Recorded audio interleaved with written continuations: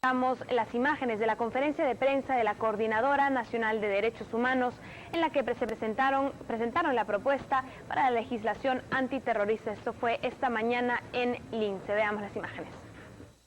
De Comiset, el doctor David Velasco de Fedepaz, el doctor Edward Álvarez de Instituto de Defensa Legal, que forman parte del grupo jurídico de la Coordinadora.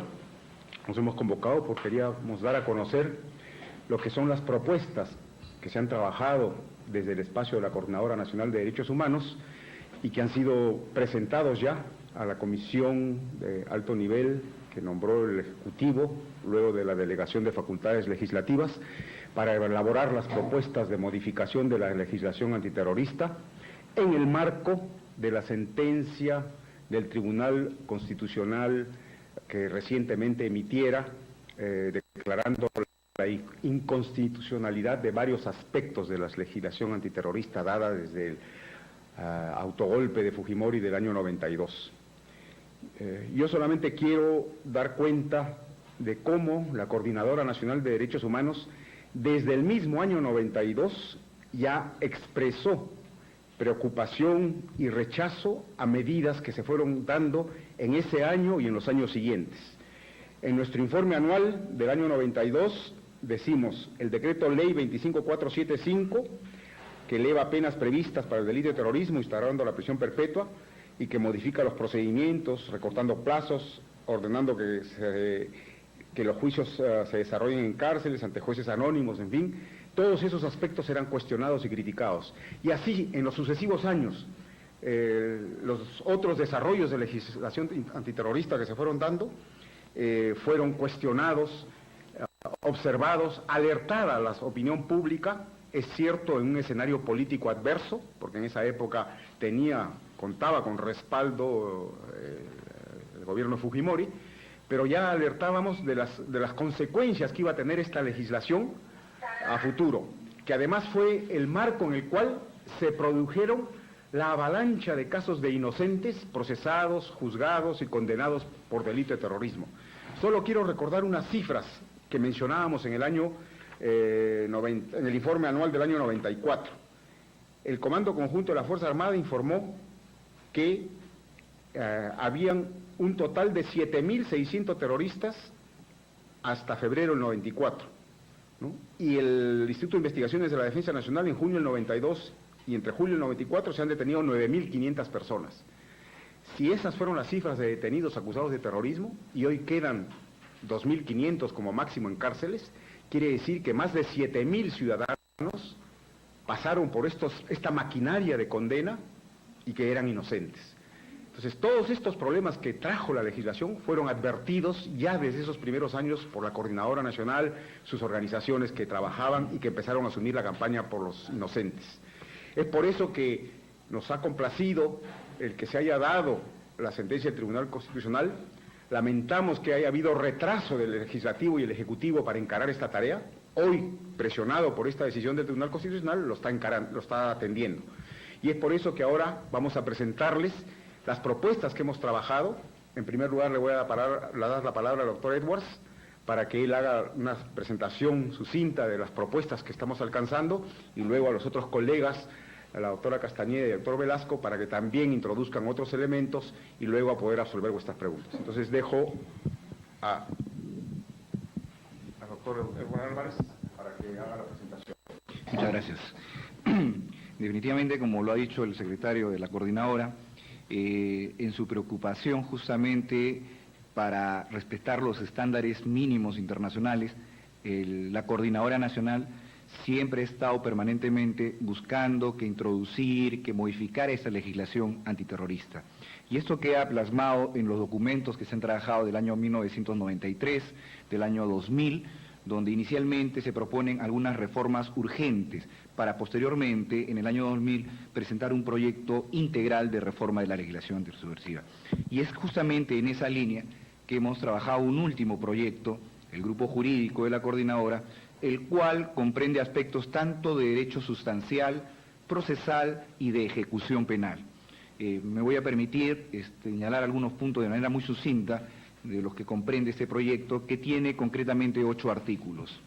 Para nosotros nos parece importante, de acuerdo con las observaciones y recomendaciones tanto de la Comisión como de la Corte Interamericana, hacer algunos cambios en cuanto al tipo base del delito de terrorismo, ya que una de las críticas que se habían formulado es que era considerado como un tipo penal abierto, y como tipo penal abierto muchas conductas pudieran verse comprendidas dentro de ella. Recuerdo rápidamente algún comentario en el año 1992 que hizo Raúl Eugenio Zaffaroni justamente respecto de la legislación antiterrorista cuando aquí recién se promulgó, y él decía, cuidado que cuando el miedo entra, el derecho sale, y justamente cuestionaba esto de los tipos abiertos y de que algunas conductas que ya estaban comprendidas en el Código Penal eran incorporadas en el tipo de terrorismo. En este sentido, nosotros en el aspecto material consideramos dos cuestiones fundamentales. La primera tiene que ver con una de carácter eminentemente de identificar al sujeto. Nosotros consideramos en nuestro artículo que solo puede considerarse como sujeto del delito de terrorismo aquella persona que integra una organización delictiva dedicada a este tipo de actos y destinada a subvertir el orden constitucional. ¿Por qué? Consideramos que una sola persona no. Definitivamente toda agrupación política, terrorista, tiene un fin político. Y como fin político, necesariamente esta persona tiene que estar integrando una organización.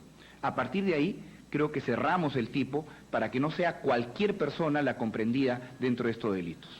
Y un segundo aspecto, que inclusive el propio tribunal en su sentencia lo ha abordado, es el elemento subjetivo, es decir, la intencionalidad, es decir, hacia dónde está dirigida esa conducta. Esto es importantísimo, porque si no, cualquier acto, inclusive una protesta, una manifestación de algún gremio estudiantil o laboral, podría caer comprendido dentro de estos alcances del delito de terrorismo. Entonces nosotros consideramos que la intencionalidad está orientada justamente a subvertir el orden constitucional. Estos son los dos componentes que a nuestro criterio nos permiten precisar el tipo base del delito de terrorismo.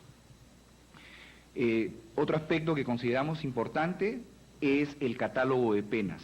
Definitivamente que, y así lo establece el título preliminar del Código Penal, las penas tienen que responder a un principio de proporcionalidad.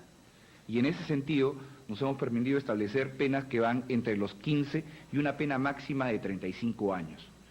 Cuando hablamos de una pena máxima de 35 años, evidentemente queda claro que la coordinadora no está de acuerdo con la pena de cadena perpetua. Una cadena perpetua que resulta siendo una pena intemporal y que justamente se contrapone a los principios de que toda pena tiene que ser determinada, tiene que ser limitada. Por otro lado, este tipo de penas es contraria al principio constitucional penitenciario de la resocialización, la reeducación y la reincorporación del penado a la sociedad. O sea, ¿qué sentido tiene reeducar a una persona si nunca va a salir de un establecimiento penitenciario? Creo que ahí hay una colisión entre esta sanción y lo que es los fines establecidos en este principio constitucional penitenciario de la reeducación, resocialización, que también está contenido en el título preliminar del Código Penal y en nuestro Código de Ejecución Penal. Con respecto muy sucintamente a la parte procedimental, que oportunamente lo van a explicar los otros colegas del grupo jurídico, consideramos importante lo que en algún momento omitió el tribunal que tiene que ver con los jueces sin rostros. Nos parece importante que los procedimientos se rijan por el procedimiento ordinario, ¿no? Y también consideramos importante la restitución del derecho de acceder a los beneficios penitenciarios. Yo creo que es importante restituir el derecho, y otra cosa es reglamentarlo, si es 2x1, si es 5x1, si es 10x1, eso es materia de reglamentación. Nosotros tenemos una propuesta que la desarrollaremos más adelante, pero lo importante es la restitución del derecho penitenciario, porque esto se condice con el principio de la resocialización. Creo que estos son algunos de los aspectos más importantes. Yo dejaría en uso la palabra a mis otros compañeros del grupo jurídico para que toquen los temas con mayor precisión. Sí, le doy la palabra a la doctora Susana Castañeda para que desarrolle algunos aspectos y luego el doctor David Velasco. Bien, buenos días. Sobre el aspecto procedimental, la Coordinadora Nacional de Derechos Humanos, en su propuesta que presentó oportunamente al Poder Legislativo cuando venía debatiendo los proyectos para unificar la legislación antiterrorista y ahora ante el Poder Ejecutivo, vía delegación de facultades que se le ha otorgado, propone de que las reglas del Código de Procedimientos Penales y las vigentes del Código Procesal Penal sean las que se apliquen para los nuevos casos de terrorismo, porque no deberíamos volver al error anterior de considerar una legislación excepcional, una legislación de emergencia, sino que si estamos en vías de revisar la normativa y enmendar errores, debería hacerse bajo una perspectiva desde un enfoque unitario de lo que son tanto las normas de carácter sustantivo como las normas de carácter procesal. En conclusión, entonces, la propuesta es de que rijan las reglas del Código de Procedimientos Penales y del Código Procesal Penal para efectos del juzgamiento.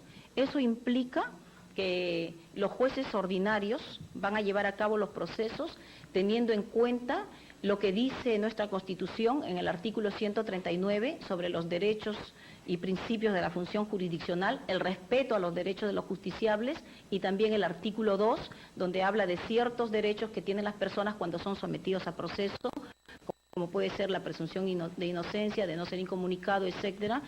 Algunos de los puntos ya han sido tocados en la sentencia del Tribunal Constitucional. Y es importante también recalcar que estas normas internas que se van a utilizar sean también compatibles siempre con la legislación proveniente de los convenios internacionales de derechos humanos.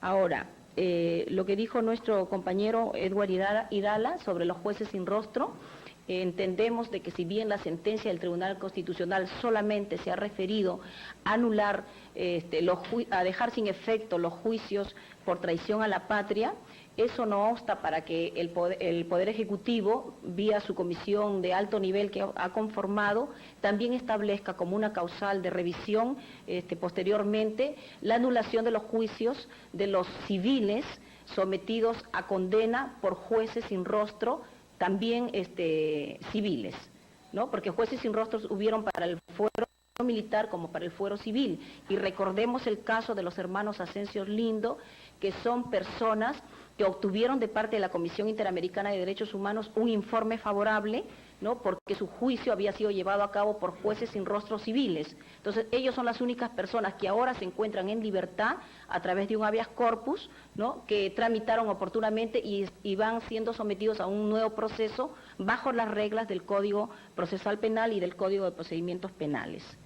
En estas reglas de procedimiento también consideramos de que en cuanto a los medios probatorios, sobre los cuales hay ya un pronunciamiento del Tribunal Constitucional en su sentencia, los jueces van a tener que ser muy cuidadosos al momento de llevar a cabo los nuevos procesos y tal como lo hizo la Sala de Terrorismo en el caso Loris Berenson, deberán citar nuevamente a los testigos, ¿no? a llevar a cabo confrontaciones, aquellas personas que ya fueron sentenciadas y que pudieran aportar elementos de prueba, porque de ese modo aquella prueba que se obtuvo con el juez militar y que pudiera de alguna forma tacharse de inconstitucional, los jueces la podrían convalidar llevando a cabo nuevas pruebas, esta vez en un juicio contradictorio y con todas las garantías del debido proceso. Luego podríamos ampliar este tema, que es muy interesante porque fija las reglas del procedimiento que deberían tenerse en cuenta para los efectos de los nuevos juicios, porque mi compañero va a exponer lo que es referido a cómo deberían llevarse a cabo la revisión de los nuevos procesos, ¿no? Pero como la otra parte que me corresponde sobre beneficios penitenciarios, la coordinadora siempre ha tenido la idea de que en este tipo de procesos penales rige el principio de la dignidad humana y eso lo ha vuelto a repetir el Tribunal Constitucional. Si ustedes ven la sentencia del Tribunal Constitucional, dice que pasada la violencia política, si se trata de enmendar errores, el parámetro que va a tener el juez ordinario y el legislador será la dignidad de la persona y además los estándares del derecho internacional de los derechos humanos. En tal sentido, a pesar de que en la sentencia del Tribunal Constitucional se esboza un planteamiento de que per se no es inconstitucional la denegación de beneficios penitenciarios, la coordinadora, basados en el principio de no discriminación y de igualdad, ha propuesto oportunamente de que tratándose de los actos de colaboración y de asociación ilícita, se podría obtener el beneficio penitenciario de redención de la pena, solamente redención de la pena a 2 días de trabajo o de estudio por 1 día de prisión o de pena privativa de libertad. Y tratándose del tipo básico y el tipo agravado de terrorismo, adecuado ya a la nueva interpretación que lleva a cabo el Tribunal Constitucional, o sea, el artículo 2 y 3 del Decreto Ley 25.475, tendría que ser 5 por 1, o sea, 5 días de estudio o 5 días de trabajo redimen 1 día de pena privativa de libertad. Esta propuesta de beneficios penitenciarios de la Coordinadora Nacional no está de ningún modo yendo en contra al propio planteamiento que en su oportunidad ha hecho el Poder Legislativo. El Poder Legislativo, a través de la Comisión de Justicia del presidida por el doctor Alcides Chamorro, incluso hizo una propuesta de que sea 7 por 1. O sea, la coordinadora había pedido 5 días por 1 y la Comisión de Justicia había planteado 7 días por 1. Entonces estamos a la espera de lo que diga el Poder Ejecutivo sobre este tema, que nos parece que el juez va a tener en consideración esta situación y determinar de que en estos casos, bueno, de acuerdo a la legislación que se dicte, se puede acceder a este beneficio sin que ello signifique que pueda proceder la semilibertad o la libertad condicional, que son beneficios que sí rigen para otros internos que se encuentran privados de libertad por estar ya sentenciados. Bueno. Gracias, Susana. Entonces, David, por favor, para que haga su...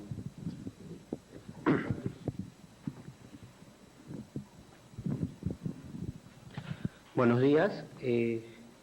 Un poco para seguir con la hilación del tema con relación a los tribunales sin rostros, debemos hacer una muy pequeña precisión, que es que ya en la sentencia el Tribunal Constitucional esboza, entre otros argumentos, para declarar inconstitucional las normas sobre el delito de traición a la patria, que la existencia de tribunales sin rostros no se condicen con un sistema democrático, no se condicen con un debido proceso. En atención a esa consideración, entendemos que existe la posibilidad en el Poder Legislativo para que a su vez declare inconstitucional e ilegales los procesos seguidos en el fuero común y que se actuaron con magistrados sin rostro. Con relación al tema en concreto que nos corresponde, debemos señalar de que existe para nosotros, infundado temor de que se va a producir una avalancha de procesos. En la propuesta de la coordinadora, nosotros establecemos mecanismos ya que existen también en nuestra legislación ordinaria para que estos procesos puedan ser revisados. Por ejemplo, en los delitos de traición a la patria, se considera que en la propuesta nuestra, de que el Consejo Supremo de Justicia Militar deberá remitir los expedientes a las fiscalías según las normas de competencia que existen en su ley orgánica, básicamente fundados en temas de territorialidad y del lugar en el que se cometieron los hechos delictivos, entre otros. Esto quiere decir que hechos cometidos en jurisdicciones de las Cortes de Chiclayo no deberían ser juzgados o de Lambayeque, quiero decir, no deberían ser juzgados en Lima, sino en Lambayeque. Hechos así realizados en el Cusco, en la Corte correspondiente, y así, de esa manera, también creemos que los procesos en el fuero común que deberían ser declarados nulos, decíamos, por ejemplo, los llevados a cabo con tribunales sin rostro, también deberían ser remitidos a las fiscalías provinciales de acuerdo a las mismas normas de competencia. Eso permitiría que no exista un embalse de procesos en un juzgado o 3 o 4 juzgados únicos que además se concentren en la ciudad de Lima, sino que por el contrario se descentralice de acuerdo a estas normas de competencia ya establecidas en nuestro ordenamiento procesal penal con anterioridad, y esta avalancha, reitero, temida, no se produzca. Entonces, en ese sentido, creemos más bien inconveniente el que se cree o se establezca o se mantenga esta idea de que siga funcionando una sala nacional para casos de terrorismo y que existan 3 o 4 juzgados especializados por el tema. porque eso permitirá que con los recursos ya existentes se pueda manejar el tema propiamente dicho, del punto de vista logístico, administrativo, de la revisión de los procesos. Gracias, David. Un último agregado de mi parte. En todo este proceso de debate, de discusión sobre las modificaciones, siempre se ha hecho referencia a las exigencias del sistema interamericano, es decir, la Comisión y de la Corte. Pero hay que recordar que también el sistema de Naciones Unidas, distintos mecanismos del sistema de Naciones Unidas también han emitido opinión. Así, por ejemplo, la Subcomisión de Prevención y Discriminación y Protección de Minorías lo hizo en los años 90, el Comité contra la Tortura, el Grupo de Trabajo de Detención Arbitraria, el Comité del Pacto de Derechos Civiles y Políticos, en fin, todos estos mecanismos de Naciones Unidas también han emitido opinión, cuestionamientos y observaciones a la legislación que se empezó a emitir desde el año 92. Entonces creo que esta es la gran oportunidad para que el sistema de justicia en el Perú finalmente termine adecuando la legislación, termine promoviendo una adecuación de nuestros decretos que se dieron en esa época y que ahora han sido declarados inconstitucionales, y finalmente corrijamos esta legislación y nos encaucemos en lo que debe ser el funcionamiento de un Estado de Derecho. Entonces ahora más bien quisiera darles la palabra porque tienen alguna inquietud, interrogante, ampliación que quisieran que mis colegas les hagan, están libres de poder plantearlo. Gracias. Sí. Según este proyecto de ley, en el caso específico de los cabecillas, en el caso de Abimael Guzmán, ¿en qué tiempo saldría él de aprobarse este proyecto?